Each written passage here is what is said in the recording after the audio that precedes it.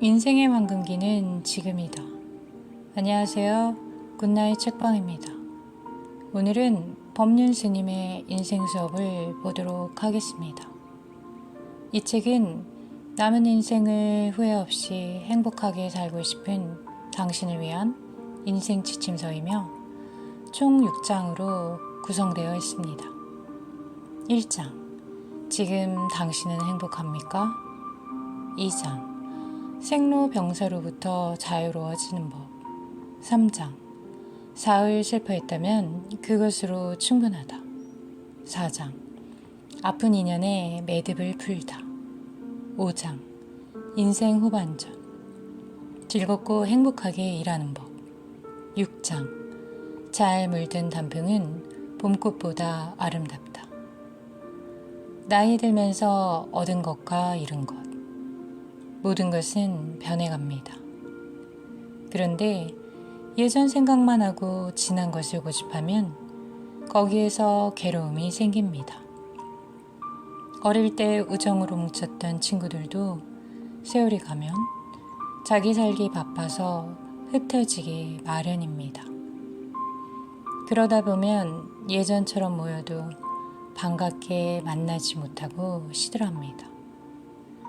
물론 우정은 있겠지만 어릴 때와 같은 관계는 아닙니다. 그런데 그것은 나이 들어가면서 자연스럽게 일어나는 현상입니다.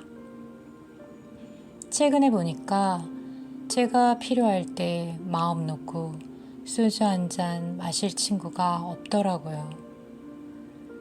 누구는 왠지 불편하고 또 누구는 자기 주장이 너무 강해서 머리가 아프고 또 누구는 남하고 타협을 몰라서 피곤하다는 느낌을 받아요.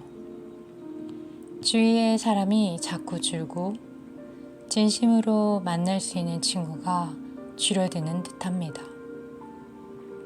제가 고향에 내려가면 예전에는 5명이 모였다면 지금은 한두 명이 모일 정도입니다. 그것도 억지로 나오는 것 같아요. 30대 청년의 하소연입니다. 나이 들어가면서 많은 사람이 이 청년처럼 친구에 대한 서운함을 호소합니다. 우정이 옛날 같지 않다. 친구들이 이기적으로 변했다고 섭섭해합니다. 먼저 친구들과 늘 함께해야 한다는 생각을 내려놓아야 자유로워집니다.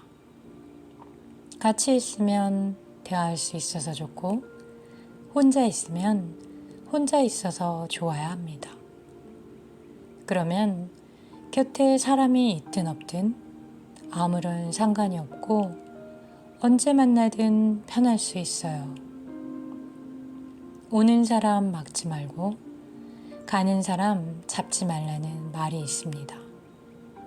이것은 인간관계를 아무렇게나 내버려 두라는 게 아니라 주어진 인연을 그대로 받아들이라는 뜻입니다. 사랑관계가 변하는 것을 억지로 잡으려고 하지 말고 떠난다고 아쉬워하지도 말고 집착하지도 않아야 편안한 관계를 맺을 수 있습니다. 그래야 새로운 인연도 만날 수 있어요. 상대를 이해하지 못하면 내 마음이 답답해지고 상대를 이해하면 내 마음이 시원해집니다. 누군가를 좋아하면 내 마음에 기쁨이 일어나고 누군가를 미워하면 내 마음에 괴로움이 생깁니다. 그런데 우리는 너무나 오랫동안 부정적으로 마음을 쓰다 보니 상대를 이해하기보다 내 생각을 고집하기 때문에 원망하고 미워하는 마음을 내는데 익숙합니다. 그럴 때 내 마음에 안 든다고 미움이 일어났구나. 같이 있어주지 않는다고 원망하는구나 라고 마음을 살피면 도움이 됩니다. 그러다 보면 우정에 대한 집착도 친구에 대한 미움도 점점 사라집니다. 부족하다 느끼면 가난하고 여유를 느끼면 부자다. 나이가 들어가면서 돈에 대한 막연한 불안감을 갖는 분이 많습니다. 요즘은 늙어서도 자식을 부양하는 경우가 많고 또 노후 자금은 얼마 이상 있어야 한다는 이야기들을 들으면서 돈에 대해 더 불안해합니다. 그런데 정말 먹고 살기 힘들어서라기보다 남들과 견주어 수준에 맞춰야 한다는 생각이 우리를 더 가난하고 조급하게 만든다고 할 수 있습니다. 젊을 때는 의식주에 대해서 크게 개의치 않는데 나이가 들면 이 정도는 돼야 남 부끄럽지 않지 하는 비교 의식이 돈에 대한 집착을 키웁니다. 그래서 돈만을 생각하느라 정말 인생에서 무엇이 중요한지를 잊기도 합니다. 언젠가 한 부부를 상담했는데 남편의 건강이 심각해 보였습니다. 그래서 당장 휴직서를 내고 쉬는 게 좋겠다고 했더니 옆에 있던 부인이 이러는 겁니다. 한 6개월만 더 다니다 쉬면 안 될까요? 왜요? 6개월만 있으면 인사 이동이 있거든요. 남편이 이사로 승진할 차례인데 승진하고 나서 쉬면 안 될까요? 생명이 위독해서 당장 쉬라는데 남편 목숨은 안중에도 없고 지금 휴직하면 승진이 안 될 텐데 하는 걱정이 앞섰던 겁니다. 그런데 그분만 그런 게 아니라 모두 다 돈에 집착하고 앞으로 살아갈 일에 너무 집착하면 이런 일이 벌어집니다. 인도의 불과 촉천민 마을에서는 생존이 불가능해 보이는 일당 1달러 미만의 임금을 받습니다. 그나마 그것이라도 받을 수 있으면 다행이에요. 그런 인구가 이 지구상에 12억이 넘는다고 합니다. 이렇게나 많은 사람이 굶주림의 고통 속에 놓여 있습니다. 그런데 우리는 먹고 살만한데도 늘 돈에 쫓기는 인생을 살고 있습니다. 그러다 보니 얻을 생각만 하느라 절에 와도 부처님에게 자꾸 뭔가 달라고만 합니다. 옛날 식량이 부족하던 시절 절에서 스님들이 공양을 하다가 객승이 오면 각자 자기 밥그릇에서 밥 한 숟가락씩 덜어서 모아주었는데 이것을 십시일반이라고 합니다. 또 옛날에는 형제간의 정이 있으면 콩 한쪽도 12명이 나눠 먹는다고도 했습니다. 이처럼 나눠 먹는 마음을 내면 마음이 부자가 됩니다. 적게 먹고 적게 입고 소박하게 살겠다고 마음을 먹는다 해서 있던 돈이 없어지지 않습니다. 오히려 마음의 여유가 생깁니다. 반면에 많이 먹고 많이 입고 많이 쓰겠다는 마음을 내면 돈이 많은데도 부족함을 느낍니다. 부족함을 느끼면 가난한 자가 되고 여유가 있으면 부자가 되는 거예요. 자꾸 경제적으로 어렵다고 골골대는 사람에게 저는 이렇게 말해줍니다. 한 2, 300만 원 빚낼 수 있어요? 아무리 가난해도 그 정도는 낼 수 있습니다. 그러면 그 돈 가지고 인도 여행 갔다 오세요. 인도를 한 바퀴 쭉 돌고 오면 마음이 달라집니다. 내가 정말이지 부자구나. 가진 게 정말 많구나 알게 됩니다. 우리가 가난해도 한 끼 식사를 때우지 못하는 형편은 아니고 아무리 경제적으로 어렵다 해도 1,000원을 보시하지 못할 형편은 아닐 겁니다. 자신의 형편이 어렵다고 괴로워만 할 게 아니라 베푸는 마음을 내면 오히려 마음이 부자가 되고 삶에 대해서도 유연해져요. 먹고 사는 문제에 대한 막연한 두려움이 사라지게 됩니다. 나이 들수록 버리기 힘든 마음의 습관. 살면서 가져온 마음 습관은 나이가 들수록 점점 더 굳어집니다. 그래서 노인이 되면 좀채 변하지 않습니다. 아버님, 그게 아니에요. 이렇게 해야 해요. 응, 알았다. 그러고는 그냥 해버리십니다. 이건 여러분들이 늙어도 마찬가지예요. 나이가 들면 하던 생각의 습관대로, 하던 행동의 습관대로, 익숙해진 대로 해버립니다. 나이 들면 잘 변하지 않는다. 이것이 어른의 성진이란 걸 이해하면 갈등이 줄어듭니다. 그래서 어른들에게는 이렇게 하세요, 저렇게 하세요 하면 안 되고 맞춰줘야 합니다.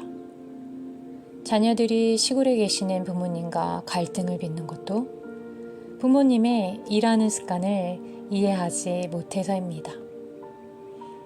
용돈 드릴 테니까 밭에 가서 일하지 마세요. 자식은 부모가 아픈 것이 안쓰러워서 하는 말인데 부모는 아프다고 하면서도 밭에 가서 일하고는 또 여기 아프다 저기 아프다고 합니다. 그러면 자식은 짜증을 냅니다. 거 보세요. 하지 말라니까 왜 일하고 아프다고 해요. 부모는 밤새도록 아프다고 해놓고는 아침이면 또 홈이 낯을 들고 나갑니다. 그래서 자식과 갈등이 심한 겁니다. 아프단 소리 하려거든 일하지 마세요. 하려면 아프단 소리를 하지 말든지. 자식 입장에서는 부모가 무리하지 않고 조심하면 10년 더 살 거 아닌가 생각해서 하는 말이지만 10년 더 사는 게 꼭 잘 사는 건 아닙니다. 자기 하고 싶은 대로 살다가 5년 만에 죽는 게 오히려 더 행복할 수 있습니다. 자꾸 내 생각으로 이래라 저래라 하고 가슴앓이 해봐야 부모는 바뀌지 않고 괜히 내 가슴만 아픕니다. 그러다 내 몸까지 아프면 나만 손해이고 부모에게도 걱정을 끼치는 일이 됩니다. 부모님이 일하러 가시겠다고 하면 예, 그러세요 하면 됩니다. 그걸 보고 안쓰러워서 잔소리만 하지 말고 집에 가면 자식으로서 할 수 있는 만큼 일을 도와드리고 오면 됩니다. 그리고 도와주기 싫으면 집에 안 가면 돼요. 그런데 집에 가서 일하는 부모를 도와주지도 않으면서 짜증만 냅니다. 나이 든 부모님은 변하지 않는다는 특성을 이해하고 부모님이 얘기하면 뭐든지 예, 알았습니다 하는 게 좋습니다. 그러나 부모가 얘기하는 걸 자식이 다 할 수는 없으니까 그럴 때는 안 하면 됩니다. 미리 안 하겠다고 싸울 필요가 없다는 말이에요. 너 다음 주에 와라. 예, 알겠습니다. 그러고 바쁘면 안 가면 됩니다.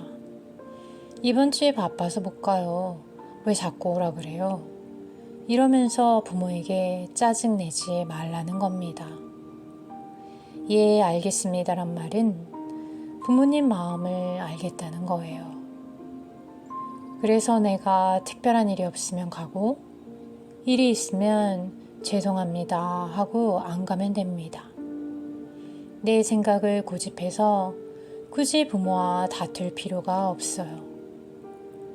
자식은 부모의 건강을 걱정하듯이 부모가 마음 편하기를 바라서 좋은 법을 만나면 전해주고 싶어 하는 마음이 생길 수 있습니다. 좋은 경치를 보면 좋아하는 사람에게 보여주고 싶고, 맛있는 음식을 먹을 때도 좋아하는 사람에게 먹이고 싶은 것과 같습니다. 생각이 굳어지고 세상 보는 눈이 좁아져 있으면 눈으로 봐도 보이지 않고 귀로 들어도 들리지 않습니다. 모녀대사는 이런 사람들이 무엇을 좋아하는지를 살펴보았다고 합니다.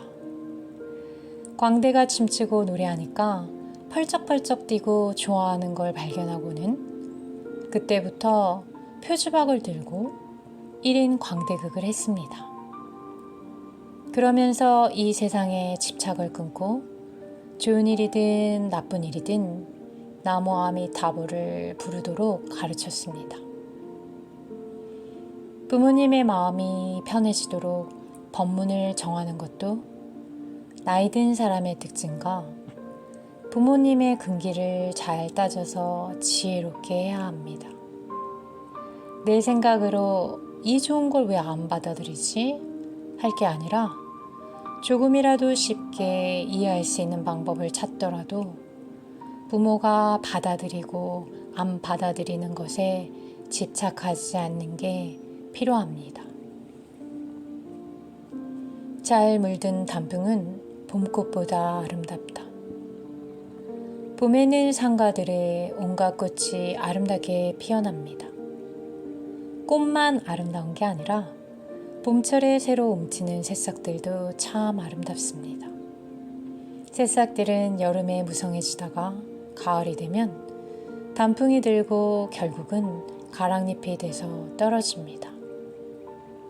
이 모습을 보면서 흔히 떨어지는 가랑잎이 쓸쓸하다고 합니다. 그런데 과연 떨어지는 가랑잎이 쓸쓸한 걸까요? 아닙니다. 바로 그걸 보는 내 마음이 쓸쓸한 거예요. 가랑잎을 보면서 찬란했던 내 젊음도 저 가랑잎처럼 쓰러져 가는구나 하고 나이 들어가는 내 인생을 아쉬워하는 겁니다. 봄에 피는 꽃, 새싹만 예쁠까요? 가을에 잘 물든 단풍도 무척 곱고 예쁩니다. 봄에 꽃놀이를 가듯이 가을에는 단풍을 보기 위해 단풍놀이도 많이 가잖아요. 아무리 꽃이 예뻐도 떨어지면 아무도 주워가지 않지만 가을에 잘 물든 단풍은 책 속에 고이 꽂아서 오래 보관도 합니다. 봄에는 산과 들에 온갖 꽃이 아름답게 피어납니다. 우리 인생도 나고 자라고 나이 들어가는데 잘 물든 단풍처럼 늙어가면 나이 듦이 결코 서글프지 않습니다. 자연이 변화하듯 아름답게 늙어가면 그 인생에는 이미 평화로움이 깃들어 있습니다. 그렇듯 아름답게 물들려면 어떻게 해야 할까요? 아등바등 늙지 않으려는 욕망을 내려놓고 나이 들어가는 것을 담담히 받아들일 수 있어야 합니다. 노후를 아름답게 잘 마무리 지어야겠다는 생각마저도 없이 변화에 수긍하는 겁니다. 나이 들면 드는 대로, 늙으면 늙은 대로, 병이 나면 병 나는 대로, 머리가 휘어지면 휘어지는 대로, 주름살이 생기면 주름살이 생기는 대로, 또 아파서 걸음걸이가 불편하면 그동안에 많이 부려먹었으니까 고장날 때가 됐지 하면서 받아들이는 거예요. 자기에게 주어진 처지를 받아들인 사람의 얼굴은 무척이나 편안합니다. 그러면 다른 사람들도 저분은 나이 들어도 참 밝고 당당하게 사는구나 여깁니다. 그런 모습이 바로 잘 물든 단풍이 아름답듯이 늙음이 비참해지지도 않고 초라해지지 않고 순리대로 잘 늙어가는 거라고 볼 수 있습니다. 잘 물든 단풍이 되기 위해서는 무엇보다 지나침을 경계해야 합니다. 과욕을 부리지 않아야 하는데 나이 들어 과한 것은 항상 부작용이 따릅니다. 젊을 때는 무리해도 금방 회복이 되지만 나이 들어서 지나치면 이겨내지를 못합니다. 나이가 들면 자꾸 일을 벌이고 계획을 세워서 무언가를 하려고 할 게 아니라 정리를 해나가야 합니다. 인생을 포기한다는 게 아니고 열매를 맺는 과정이기 때문에 장가지들을 정리하면서 잘 마무리를 해야 한다는 겁니다.